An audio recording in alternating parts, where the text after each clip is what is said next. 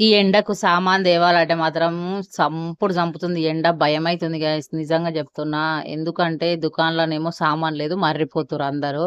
ఏం చేయాలో అర్థం కావట్లేదు. 5:30కు బయటకెళ్ళినా అప్పుడు కూడా ఎండ కూడా వస్తుంది.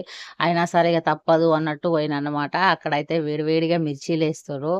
మిర్చీలంటే నిజంగా చెప్తున్నా ఎంతగానం ఇదైతానో నాకైతే అర్థం కాదు. ఎన్ని సార్లు తిన్నా బోర్ కొట్టని రెసిపీ ఏదంటే ఈ మిర్చీలు.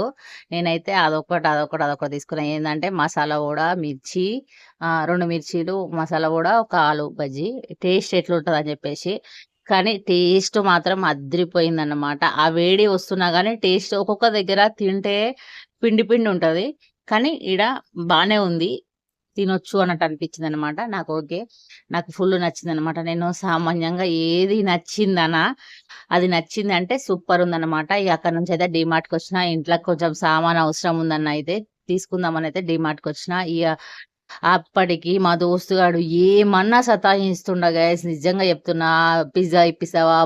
అసలు ఆ పిజ్జా, బర్గర్‌లో ఏముంటదో గానీ నాకైతే అస్సలే నచ్చదు. రారా ఇప్పిస్తా అంటే గూడా అస్సలు రావట్లేదు. సరే ఇప్పిస్తా రారా అంటే అప్పుడొచ్చిండు గైస్. యాష్ట తెప్పిస్తుండు అప్పటికైనా సరే.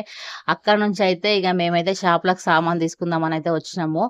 ఇగ అక్కడ డీమార్ట్‌లో సామాను తీసేసుకొని ఇగ అక్కడ పక్కన తమ్ముడు, "అక్కా యూట్యూబ్ మంచిగా నడుస్తుందా?" అంటుండు. ఓకే. ఓకే తమ్ముడు అని చెప్తున్నాననమాట. హాయ్ చెప్పు అని చెప్పేసన్న.